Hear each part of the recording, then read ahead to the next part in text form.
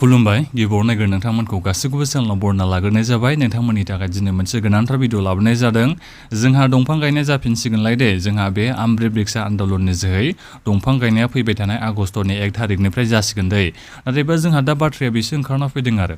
self help ग्रुपनि मेम्बारफ्राथ' थांनाय बोसोराव दंफांखौ गायजोबनांदोंमोन नालाय दा नोंथांमोना बे 10,000 फैसाखौ मोननो थाखायबोथ' नोंथांमोना थांनाय बोसोराव दंफांखौ गायथारनो नांदोंमोन दा बिनिखायनो देग्लाय बोसोरावबो नोंथांमोना दंफांखौ गायफिननो नांगोन नामा अब्लासो नोंथांमोना बे 10,000 फैसाखौ मोनगोन नामा आं बेखौ बे भिडिअनि गेजेरजों खोन्थाहरनो सानदों दै थांनाय बोसोरावनो जोङो दंफांखौथ' गायदों नाथायबा 10,000 फैसाखौ दासिमबो सेल्फ हेल्प ग्रुप मेम्बारफोरनो नोंथांमोननिसिम माने सोनानै हराखै आरो दा बेनिखायनो फैसाखौ नोंथांमोना बे 10,000 फैसाखौ मोननो थाखाय देग्लाय बोसोरावबो दंफांखौ आरोबाव गायफिनबावनांगोन नामा आं बेखौ बे भिडिअनि गेजेरजों खोन्थाहरनो सानदों दै दा बेनिखायनो बे भिडिअखौ नोंथांमोना गासिबो जोबजासिम नायना लाखाबानो जाबाय आं आबुङै खोन्थाहरनो सानदों आं गिबियाव नोंथांमोननिसिम गासैनिसिमबो गुरै खावलायहरनाय थाग्रोबाय नोंथांमोना जुदि सोरबाफोर चेनेलाव गोदानै फैदोंबा आरो नोंथांमोना दासिमबो चेनेलखौ साबस्क्राइब खालामनानै लाखिबा सोरबाफोर अननानै नोंथांमोना गासिबो चेनेलखौ साबस्क्राइब खालामनानै लाग्रोलायबानो जाबाय जाहाथे नोंथांमोनाबो बेबादिनो भिडिअखौ मोननो हायो दानिया नोंथांमोननिसिम बे दंफां गायनायनि बागै आबुङै खोन्थाहरजोबनोसै दे नोंथांमोना गोबां मानसियानो एबाराव देग्लाय बोसोराव दंफांखौ गायजेनगोन जानो हागौ दा जेनेबा हमना ला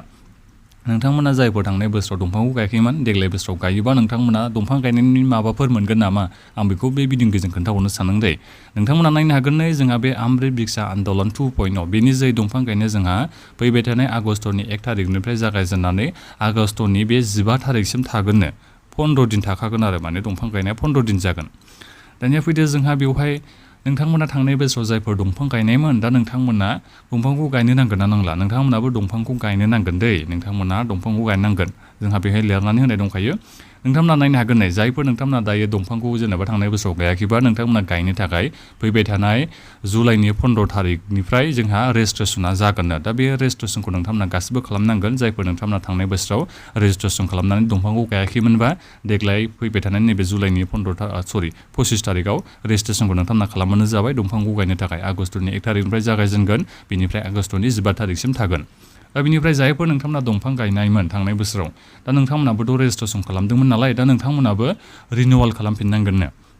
रिनिउवेल माने नोंथांमोना माखासे डिटेल्सखौ होफिननांगोन आरो थांनाय बोसोराव नोङो मबाइल नाम्बार आधार नाम्बार होनानै नोङो दालाय माबायाखैनो होनबा रेजिस्ट्रेसन खालामाखैमोन दा नोंथांमोनाथ' गासिबो बावजोब्बाय जानांगौ जेनेबा रेजिस्ट्रेसन नाम्बारा मामोन बेफोरखौथ' बावजोब्बाय जानांगौ जेबो नङा बावबाबो जेबो जानाय नङा नोंथांमोना मबाइल नाम्बारथ' होदोंमोन नालाय दा बे मबाइल नाम्बारखौ नोंथाङा बबेखौ होदों बेखौ गोसोआव थाबानो नोंथांमोना रिनिउवेलखौ खालामनो हागोन आरो नोंथांमोनाबो दंफांखौ गायफिननांगोन नालाय नोंथांमोना बिनिखायनो रिनिउवेल खालामनानैसो गायफिननो हागोन दै दा बिनिखायनो फैबाय थानाय नैबे जुलाइ मासनि नैबे 25 थारिखखालिनिफ्राय जोंहा बे रिनिउवेल आरो रेजिस्ट्रेसन खालामनाया जागोन दा ओइदिनखालिनिफ्राय नोंथांमोना गासिबो रिनिउवेलखौ खालामना लाबानो जाबाय जायफोर नोंथांमोना थांनाय बोसोराव रेजिस्टार खालामनानै दंफां गायनायमोनबा आरो जायफोर नोंथांमोना थांनाय बोसोराव दंफांखौ गायाखैमोनबा देग्लाय बोसोराव नोंथांमोना गायगोनबा नोंथांमोनाबो फैबाय थानाय जुलाइनि 25 थारिखआव रेजिस्ट्रेसनखौ नोंथांमोना खालामना लाबानो जाबाय दै दा बेथ' जाहैबाय जोंहा दंफां गायनायनि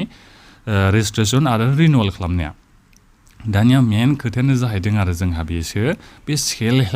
हेल्प ग्रुपनि बे 10,000 फैसाखौ मोननो थाखाय थांनाय बोसोराव जेरैबायदि नोंथांमोना दंफांखौ गायदोंमोन आरो देग्लाय बोसोरावबो फिन आरोबाव नोंथांमोना दंफांखौ गायफिननांगौ नामा दा बेसो जोंहा खोथाया ओंखारना फैदों आरो मोनसे खोथाया जोंहा बेबो ओंखारना फैदों थांनाय बोसोरावथ' फांसे दंफां गायबानो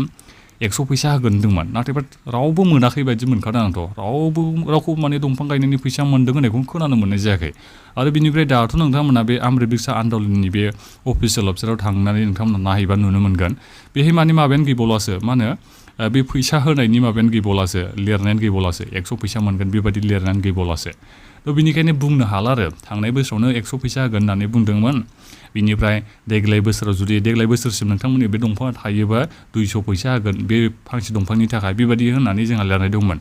100 फैसाथ' बाद दोनदो 200 फैसाथ' बाद दोनदो गोबां मानसिनि दंफांनो थांजोबखादों आरो थांहोआबाबो उफाय गैया सेल्फ हेल्प ग्रुपनि मेम्बारफोर नोंथांमोनाथ' माने थांहोथारनांदों आरो दंफांखौ जोथोन लानांगौ जादों नोंथांमोना मानो होनोबा नोंथांमोना 10,000 फैसाखौनो मोनखानाय नङा आरो नोंथांमोना बे दंफांनि बे फट'आनो गैयाबा आरो दंफांखौ नोंथांमोना थैबाबो गायफिननानैबाबो नोंथांमोना फट' साफायनानै होथारनांगौ जादों बे सेल्फ हेल्प ग्रुपनि बे 10,000 फैसानि थाखाय नाथायबा हय फैसाखौबो दासिमबो मोनबावाखैसो नोंथांमोना बे 10,000 फैसाखौ दा बेथ' जाहैबाय खोथाया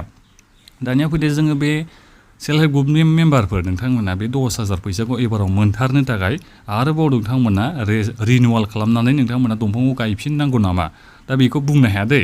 दासिमाव जेबो बिनि बागै चिफ मिनिस्टार बिथाङा बुंथ'वाखै नाथायबा बिथाङा बुंखागोनखा नोंथांमोना साननैसोल' नेबानो जाबाय एसे सम दंबावो नालाय दा नोंथांमोना गासिबो बाहागोखौ लाखाथारनांगोनखा आरो नङाबा जुदि फैसा होगोन होननानै बायदिसिना होगोन होननानै बेबायदि बुङाबा रावबो मानसिया दंफांखौ गायनाय नङा मानो होनोबा थांनाय बोसोराव माने 100 फैसा होगोन होननानै बुंदोंमोन बे 100 फैसाखौ होआखै नालाय दा बेनिखायनो गोबां मानसियानो माने दंफांखौ गायनोनो नागिरनाय नङा दा बिनिखायनो बियो दंफां गायनायनि सिगांनो बियो माखासे खोथाखौ फोसावखागोन जेनेबा नोंथांमोनखौ बेखौ बुंनो हागौ जायफोर सेल्फ हेल्प ग्रुपनि मेम्बारफोर नोंथांमोननिसिम बेखौ खावलायनो हागौ आरो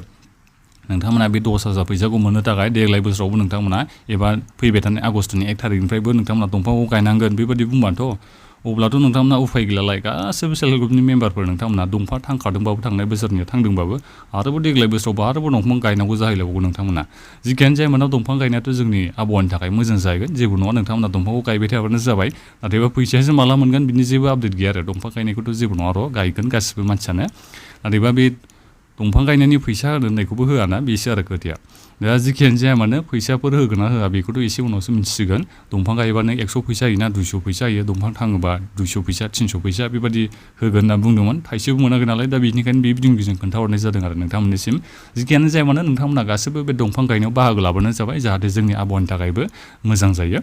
दा बिनिफ्राय बे 10,000 फैसाखौ माला मोनगोन बे सेल्फ हेल्प ग्रुपनि 10,000 फैसाखौ नोंथांमोना माला मोननो हागोन सेल्फ हेल्प ग्रुपनि मेम्बारफोर नोंथांमोना बिनि बागै दासिमबो जेबो आपडेट गैया जिखियानो जाया मानो साननैसो नोंथांमोना नेनो नांसिगोन दै जोंहा बे दंफां गायनायाथ' जानो थांफिनगासिनो दं नालाय नोंथांमोनाबो गासिबो गायफिनखानांगोनखा रिनिउवेल खालामलायनांगौ होननानै बुंखाबाय नालाय दा बेनिखायनो बे दंफां गायफिननायनि सिगां माखासे खोथाखौ एनाउन्समेन्ट खालामखागोनखा सेल्फ हेल्प ग्रुपनि मेम्बारफोर नोंथांमोना सिन्था खालामनाङा साननैसोल' नोंथांमोना आपडेटखौ मोननो हागोन दा बेखिनियानोमोन नोंथांमोना बे दंफां गायनायनि बागै माबाफोर जुदि बुंनांगौ सानदोंबा मा सानदों नोंथांमोना दंफां गायफिनबावनांगौ बेखौ खोनानानै बेखौ नोंथांमोना भिडिअ'खौ बक्सआव कमेन्ट होलायबानो जाबाय गावबागावनि माबाखौ होबानो जाबाय रायखौ नोंथांमोना कमेन्ट बक्सनि गेजेरजों होदो आरो बे भिडिअ'खौ नोंथांमोना गासिबनोबो शेयार खालामलायबानो जाबाय आरो बेबायदि नोंथांमोना भिडिअ मोननो हायो बेनि थाखाय नोंथांमोना गासिबो चेनेलखौ साबस्क्राइब खालामनानै लालायबानो जाबाय भिडिअ'खौ लाइक खालामदो नोंथांमोना गासिबो भिडिअ'खौ लाइक खालामलायबानो जाबाय दा बेखिनियानोमोन गोजोन्थों